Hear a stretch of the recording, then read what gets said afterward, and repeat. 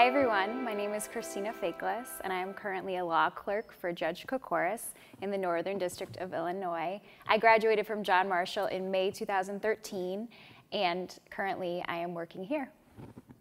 Hello, my name is Chris Siri. I'm a 2011 January graduate of John Marshall. Just beginning my second term with Judge Kokoris, and now we're going to start talking about the top 10 things not to do when writing a brief. And number 10, don't spell or state the judge's name incorrectly.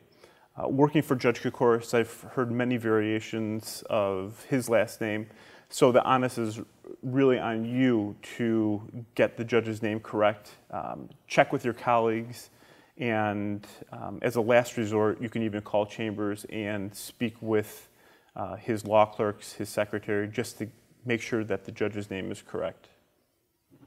And going off what Chris said, there are a few judges' names in this district that are difficult to spell and to pronounce. So make sure, especially if you have someone writing the heading of your brief, make sure that they spell it correctly, because as the attorney, ultimately, it's your responsibility to make sure that's correct.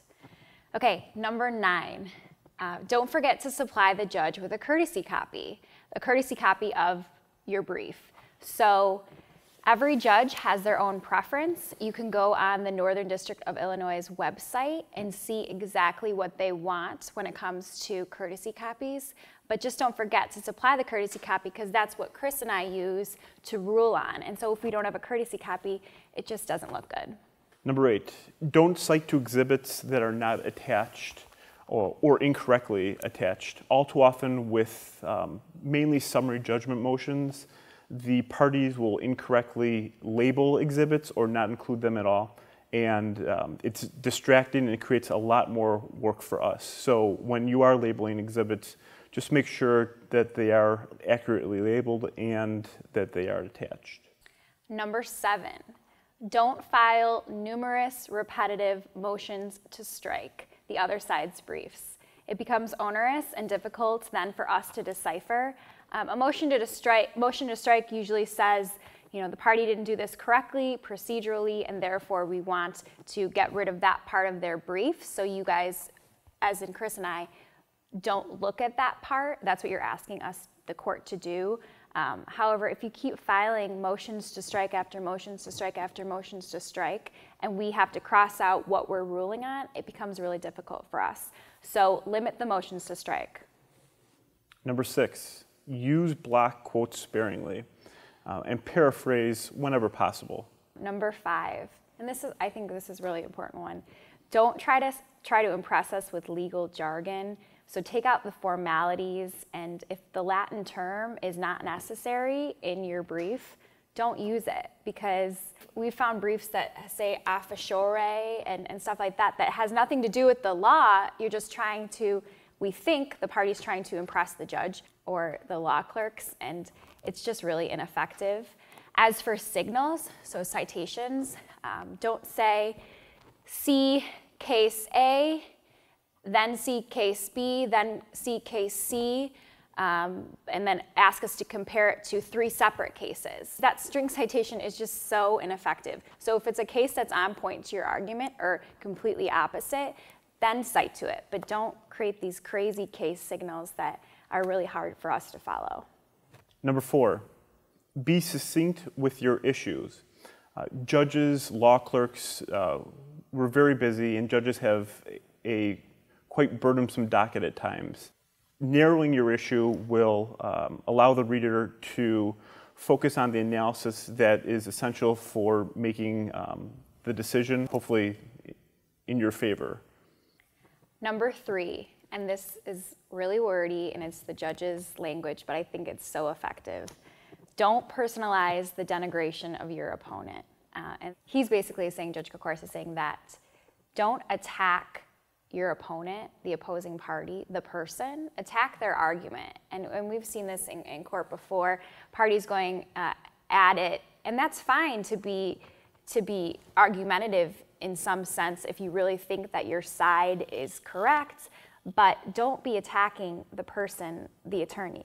And so that's a big one that the judge wanted us to include. especially because he's seen it and it doesn't make the judge happy. He doesn't like seeing that. Number 2, don't raise new issues in your reply brief. They've been waived. Be sure to cover all the issues that you want to address in your initial motion. And finally, Chris and I tried to rank these based on importance like a normal top 10 list, but this is the one that really is the sticker. So if you remember any of the top 10, it should be this one. Don't mislead the court. And that has a lot of connotations behind it, so we'll talk about some examples. For instance, if there's a 2013 United States Supreme Court case on point, cite to that over the 1973 state court case from Florida that might be, right on point, but the United States Supreme Court case obviously weighs more than that little case.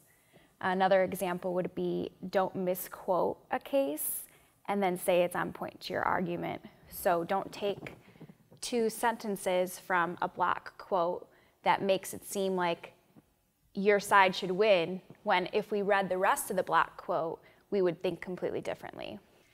And then finally, this is for motions for summary judgment. When responding to Rule 56.1 statements, don't say disputed, the fact is disputed, and then fail to say where exactly in the record it's disputed. Because then we're supposed to search the entire record to find out that disputed fact, when it technically is the party's job to tell us where exactly that fact is disputed. Good, succinct legal writing is extremely important in the practice of law. I think popular culture has this idea of a great lawyer being a fantastic orator and swaying a jury. But the truth is, in civil cases, in federal district court, the majority of cases settle. Over 90% of the cases settle. So that means they don't even go to trial. So having facts that are on your side is paramount. But to convey those facts to the court, that's where you really win your case. So being a good writer is the ultimate medium to win your case. And finally, we hope this top 10 list really helps with your LS2 class. I think Chris and I both would say that we wish we had something like this when we were in the class to use and to look back on and to replay the video. So we hope this helps.